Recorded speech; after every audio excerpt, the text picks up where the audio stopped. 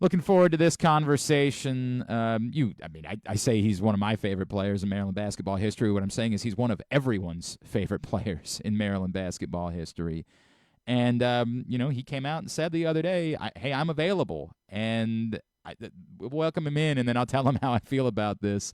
He, of course, national champion, Maryland Athletics Hall of Famer, the great Steve Blake, is back with us this morning here on GCR. Steve, it's Glenn in Baltimore. It is always great to chat with you, man. Thank you so much for taking some time for us this morning. Thank you, Glenn. I appreciate you having me on. Look forward to talking to you. Steve, I was on the radio when you sent out your tweet the other day, and I had a caller who called in and said, well, maybe Steve's joking. And I said, look, I'm not going to pretend that I'm like very close with Steve. I'm not. But if there's one thing that I know about Steve Blake, he ain't joking about this. He means it. So I guess let's make sure that I'm right about that. Can we confirm that your interest in being Maryland's next basketball coach is very genuine? It is very genuine. You know, I've loved the Maryland basketball program for so long, and watching it from afar and getting there and seeing games, it's a special place that anyone should want to coach at. Was this something that you had thought about before everything went down with Kevin Willard? Is getting into coaching and going this route, or was this very unique to, hey, I'm just going to let people know I am interested. I'm available only because of how things have gone these last couple of weeks? A little bit of both. You know, I've always had conversations with people about coaching after I stopped coaching for the Phoenix Suns. It's always been, coaching is a passion of mine. I'm an assistant coach for my son's high school team. I coached his AAU team for many years, and I just love the game. But the situation with Coach Willard leaving was sudden, for everybody. And, when you see something like that, you just want to be someone that can be there for the program. And so I talked it over with my family real quick and had some discussions with them. And I was like, they were on board, and I was like, why not? Let's shoot for this thing and let's go for it. And, that's kind of how it happened pretty quickly because no one really knew he was leaving. Steve, I remember when we were talking, like when you were with the Suns, and I said, yeah, this makes all the sense in the world to me. Everything about you as a player and your temperament and and being a point guard and a natural point guard, right? Like it screamed to me that you were going to be a coach. Can you walk me through like the couple years that you spent on staffs in the NBA? Why did you step away from that, and why did you choose? Is it just because of your son's age that you wanted to be there at this point? What the last couple of years have been like, instead of continuing to make sure that you were in high profile coaching roles? Yeah, there's a couple factors there. First, my first 2 years coaching with Portland for Terry Stotts was amazing. Got to learn a lot from him and that staff. And then when Monty Williams got the job in Phoenix, he called me and asked me to go with him, and I was thrilled to be mentored by a man like that. And you'll know at the end of towards the end of that year in Phoenix is when COVID kind of hit and kind of shut the NBA down. And I was able to go home for a month or so and be with my kids and my family, and I have 3 boys. And it made me realize a little bit, what I was missing. And the NBA was going into the bubble for about 3 months, and you weren't going to be able to see your family. And so I said, let me take a step back. Let me go spend time with my kids. They're at an age where I really want to be there for them. They love the game of basketball. I want to coach them and teach them the game. And so we've gotten to a place now where, my son's going to play at the University of Scranton. I have a couple other kids that love the game. They would love to be around the University of Maryland. And the timing just seems right. So I only stepped away because I really wanted to spend time with my family, and kind of COVID kind of shut things down. But I've always watched the game, loved the game, been a part of it in some way, shape, or form. And now it just seems like a good time to get back into it. And I mean it when I say that every single one of us that ever spent any time around you knew, like, you were meant to be a coach. Like, there was just no question to any of us that was the case. Steve Blake is with us here on GCR. Steve, I have you heard, like, you put this out there, has anybody reached out? Has anybody said, hey, we'd like to talk to you a little bit more about this right now, or has it fallen on kind of deaf ears? Well, when I first put the tweet out, I got a call from obviously tons of people. but as of right now, maybe not the right people. Okay. I definitely would love the opportunity to speak to those who are maybe on the search committee or whoever they have in charge of running this thing. I've had some people put some calls in for me, and I would love to hear back. But as of this moment, I'm still waiting. Steve, what makes you what would you bring that perhaps another candidate for the job wouldn't be able to bring to the University of Maryland? Well, what comes to mind for me when you ask that is makes me think of the situation that just occurred. Yeah. Having coaches come in, they're all in. I think whoever they were hired will definitely be all in for Maryland. I believe that. I think they could hire someone great. But you don't know what's going to be next for them. What are they looking forward to? Is it another big payday, or are they not going to be happy with the situation? What you would get from me is someone who only wants to be a coach at Maryland. I don't want to coach anywhere else. I'm not looking for the next school. I'm not looking for the next job. I will fight for whatever Maryland needs, and if I don't get it, I'll keep fighting for them and staying with them. And so that's the main, I think, thing that separates me from maybe a different coach. I think I have the knowledge and understanding of the game. I think I can lead these young men to greatness on and off the court, and I would love to mentor some young men in that fashion. Steve, I believe that there is like everyone's got warts, right? Like every place that you go, even the jobs that everybody says are the best jobs in the country, there's something likely at Duke or at Kansas that an outsider wouldn't know about. You know the warts at Maryland, right? Like it's an academic first school. You know that there were guys that Gary would have liked to have had at Maryland over the years, and it just wasn't going to happen. Do you feel like that's an additional advantage, that you understand the situation at Maryland perhaps better than a lot of people would, and yet here you are saying, I want the job? Well, I've been there. I've lived it. And not many people who will be going for the job will know that. Obviously, there are probably some other Maryland basketball players or ex-coaches that have been there that understand it, but to truly play there and understand how special it is, that's a quality that I think I understand and can really share with these young men who might want to come there. Steve, someone would say, look, the college basketball's changed. It's the era of the portal and of NIL, and now we're moving into revenue sharing and flat out contracts. And my God, we think about how much Steve Blake would have been swimming in money had those been options for you during your playing career. And someone would say, I love Steve, but I just don't think he could be qualified because he doesn't understand those things. What would you say to someone who would say that's why you shouldn't be the basketball coach at the University of Maryland? Well, I get those things, and I understand people saying that. But as you look at it, I spent 13 years playing in the NBA and a few years coaching in the NBA, and you can see that the college game is basically becoming the pro game. It's guys are playing, they're playing for contracts, and that's something I understand, that mentality. And so I believe I can understand that. And one of the most important things when it comes to being a head coach is surrounding yourself with other great coaches and great people who understand that stuff as well. So I would go out there and I would try and find the best people to be with me, people who understand the NIL, people who understand the game of basketball, and people that players are going to want to play for. And so that's what I would do.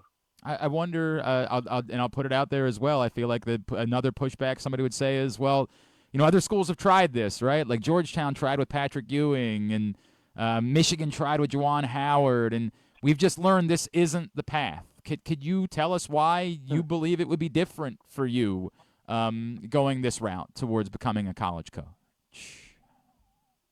Well, I think every situation is different, and I can't speak to those guys' situations, and I actually know those guys, and they're special men as well. And I can just tell you that I would come in, I would work as hard as I can to do whatever it takes to bring another championship to Maryland. And, whatever happens, happens. I can't guarantee the future. Sure. I would love to be there for 10, 15, 20 years. The only way I would be leaving is if they fire me. But I would want that opportunity to show people what I could do. Yeah, Steve Blake's not taking the Kansas job at some point. It's not going that route. You're Steve Blake. You're a Maryland man. Can you speak to that, Steve? Because whether or not it's you, and I've seen, obviously, I'm sure you've been made aware, like, the support that Gravis threw in your direction immediately, and like even guys like Torrey Smith, right, who weren't there at the same time and didn't even play the same sport as you, and yet were very much in your and Len Elmore wrote a whole thought about this yesterday, about why it's so important for it to be a Maryland person and why so many people who care about Maryland want to be stakeholders now moving forward. Whether or not it ends up being you, Steve, can you speak to why so many Maryland alums are so passionate in this moment right now about the need for this to be someone who truly, deeply cares about the University of Maryland? Well, me, like all my Maryland brothers, truly know what it's like to be there and what a special place it is. And unless you've been there, you just don't know that to the extent that we do. So I think those guys, they feel that they want to have someone there that's had the experience they've had to understand that. And I truly appreciate the support some of those guys have made for me, and just like I would have for them. If another Maryland alum got the job, I would support them 110%. And I'll support any coach they hire. Sure. 110%. I'll be there for the program if need be. But it's something I would love to do. I want to be a part of, and those guys, they know what it's about. Steve, do you still believe that Maryland is a great job? Like that, we know what you guys did. We're aware, but some people would say, well, it was a special group of players and one of the greatest head coaches of all time, and it's less about the quality of the job and more about the job that was done by that group of guys. Do you still believe that Maryland is a truly great job and a place where you can win national championships? Oh, 100%. Absolutely. I mean, as Coach Willard showed, you can take this program to great heights. I mean, reaching the Sweet 16. I mean, he was doing an amazing job there, getting players. And the location of the school is perfect. I mean, think about all the talent that is in that area. The D.C., Baltimore, Maryland, Virginia, all the talent that's there that you just got to harness and bring and keep around. I mean, those kids that are in that area are special. And if we can keep those kids at the University of Maryland, I see cutting down the nets is not a problem. I'd say maybe sometimes you go to South Florida and find some kids. Maybe that might be the route that you take. South Florida, California, everywhere. I would be everywhere. Steve, I would need to ask, like, if if they chose someone else, but that person said, I'd like to have you be involved, I don't want to like already take you out of the running or something like that. I don't want to do that, but is it, hey, head coach or nothing? Would you consider being on someone's staff? And I know there's a lot of talk. One of the things that Kevin Willard brought up was the need for a basketball GM at the University of Maryland. Is that something that maybe you would consider to be involved with the Maryland program moving forward if it didn't work out as head coach? Well, with anyone that knows me, I'm going to be solely focused on one thing first. Yeah. This is something I want. I want to be the head coach at Maryland. If it doesn't take place, then we'll broach that subject when it happens. But I'm solely focused on one thing and one thing only, and that's taking Maryland back to its greatness. Yeah, I appreciate that. And I look, selfishly, I'd like for Steve Blake to be involved with Maryland basketball no matter what the category is, but I understand exactly what you're saying and that you want to be a candidate for the head coaching job, and I speak to that. Steve, I think one of the things that's most appealing about you is the idea of continuing the legacy of Gary Williams. You played for a lot of great coaches, starting right with Frank Martin in high school. You played for a lot of great coaches. What's the thing about you that you recognize, I know I've carried this with me for my entire life, and as you got into coaching, that you got from Gary, that like, I do this because I spent 4 years around that maniac, and I know I picked it up for him. Well, I mean, we all know Coach Williams was amazing coach, his whole career, no matter where he was. But one of the things that I took from him was being prepared. I mean, he was prepared and ready to go from the second you get on the court. I think he would just tell us, like, don't come out to the court with your shoes untied. They need to be tied and ready to go from the second you walk on that court. And, and his energy and intensity was something that got us to play better and harder than anyone else. And I've took that with me. And I've taken things from every coach along the way. Like you said, I played for Frank Martin, who's the coach at UMass. Played for Steve Smith at Oak Hill, who's a legendary Hall of Fame high school Mm-hmm. coach. From playing for Phil Jackson and Mike D'Antoni and George Carl and you name it, many others I haven't mentioned. But you take bits and pieces of those coaches, but you still have your own style. And I could tell you, Maryland basketball is going to be exciting. I mean, our guys would play defense like no other. We would play an up-tempo, fast game, and people would be excited to come to the Xfinity Center every single night. The other thing that I feel like would resonate with young people is we know, I think everybody in the basketball world knows the reverence that Kobe had for you and your relationship with him. And I think that that's something that not a lot of people have and could speak to young people. Can you tell me what, from that relationship, like what's something that you've taken from him that has stayed with you moving forward as a basketball player, as a coach, as a man in your life, in that incredibly close relationship that you guys had? Yeah, he was a special human being. When I signed with the Lakers, the very first phone call I got was from Kobe, and he said, "Welcome to the family." And when someone of that caliber takes the time, and I'm not a superstar, he didn't have to call me, but you knew that he lived it. He lived the game. Everything he did about his life was family and basketball. And the way he took care of his body, to how he prepared mentally, to how he was on the court working on his craft. To see that firsthand and then become friends and brothers with him, was a special moment in time for me. And so I would love to share that with others. I feel like that would be something that would absolutely resonate with young people, hearing those stories and again, knowing the way that we knew the reverence that you're speaking for Kobe. We all know the reverence that Kobe had for you and how powerful that was, and I think that would go a long way. Steve, I guess all of this being said, have you thought about like what it would mean? Like, have you allowed yourself any of those moments? Like, what the emotions would be like? What do you let yourself go there at all, or are you too guarded to give yourself that feeling whatsoever? I stay guarded because Yeah. I'm a realist. I understand the situation. But at the same time, you have to let yourself dream. And I think about the moment that if I had the job, how excited I would be. I'd probably yell as loud as possible Hmm. in happiness. So like I said, I'm a realist, but I would definitely be extremely happy, and I've let myself think about it a little bit for sure. How intense would a Steve Blake practice be as head coach? Because we know exactly how intense they were with Steve Blake, the player. They would be intense. I think the players would understand their expectations, and that would be solidified from the very beginning. And they would work hard. I would be intense, but I'm not going to say I'm as intense as Coach Williams. I don't know many that could It's be. very difficult. Very difficult to match.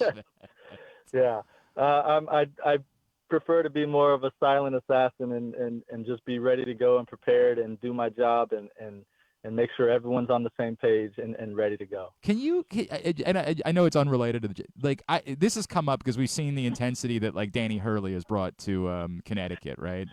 And I Mm-hmm. sometimes I chuckle and I'm like, look, I don't think Gary was quite that, because I think some of that is performative and theatric and nonsense, but the Mm-hmm. intensity itself, I'm like, we know that with some guys that's just what works, right? Like, Yeah. can you speak to that at all? Of like why it worked, that like that intensity, that stuff that people would hear and be like, oh, I don't like that. I don't think that's how a coach should talk.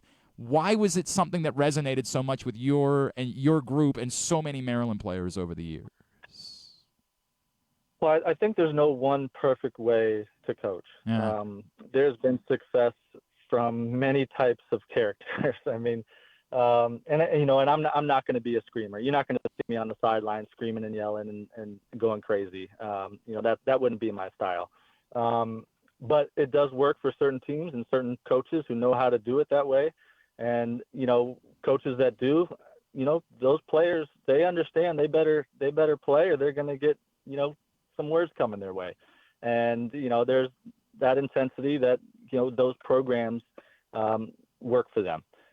So, I would have my own style, but those coaches it works that way. It works for coaches who are calm and relaxed, and but you got to know the game. You got to know your players. You got to know the moments, time, score, situations, and then you adjust based on those things.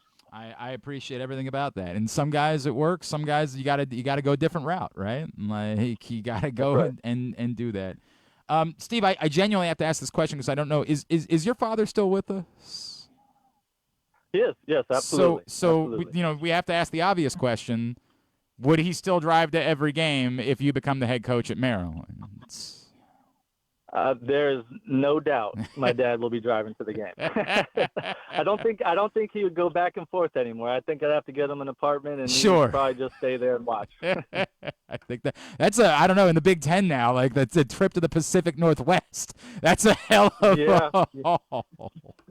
He might have to bite the bullet and get on a plane. Oh man, is he? Can we confirm? Has he still stayed off of planes to this point in his life? To this day, he has not been on a plane, and totally understandable. For those he sticks to his guns. For those that don't know the story, Steve's dad had a dangerous experience on a plane once, like a very close call that led to him not flying anymore. Steve, look, man, it's so funny because when all this came up, I was just like, yep, Steve Blake. Yeah, as I said before, if anyone has the temperament to do this, and it was meant to be a head coach, it's you. And I think everybody in the Maryland fan base would say, sign me up for Steve Blake. Like, I will put my trust in that dude in a heartbeat. And so I hope that the next phone call you get isn't from a dope like me, but instead is from somebody much more important and much more involved in this process to give you that opportunity to go through it. Steve, you know how beloved you are by this fan base and in this community, and I'm wishing you nothing but the best in this and really appreciate you spending the time with us this morning to talk about it, man.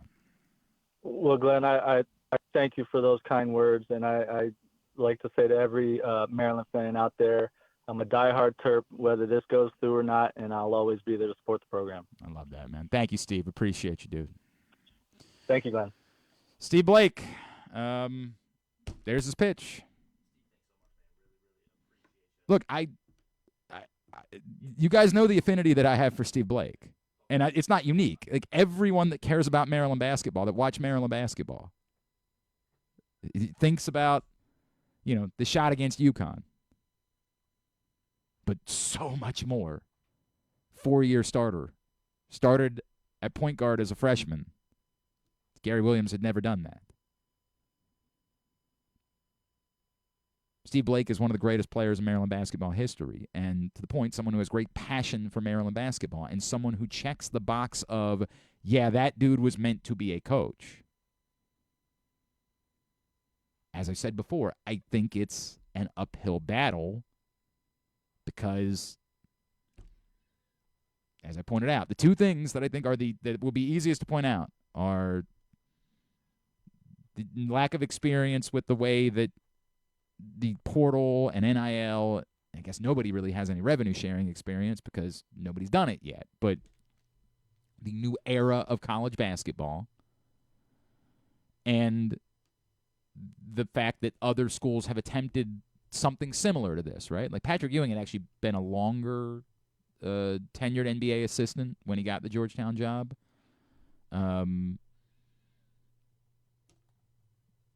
Howard, Chris Mullin, guys like that, I think that's going to work against that.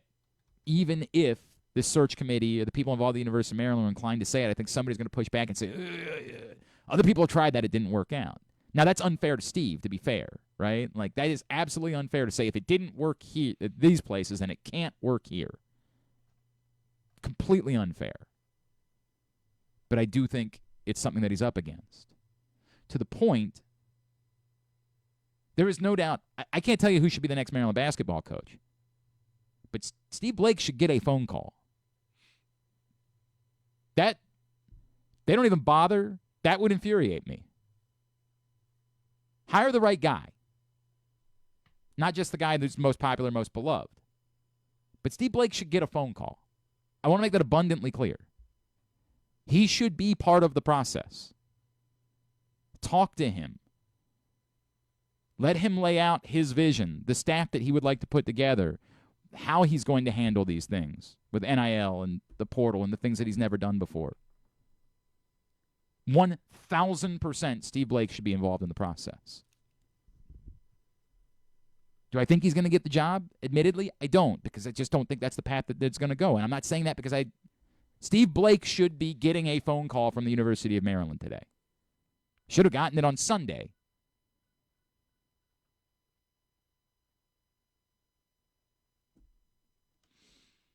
So I appreciate him putting himself out there. I think it speaks to how real this is that he wants the job. He wouldn't even engage in the conversation with me about being a GM or being an assistant coach or something like that. Like this is not a bit for him. He wants to be the head coach of the University of Maryland. Appreciate him taking the time for us this morning.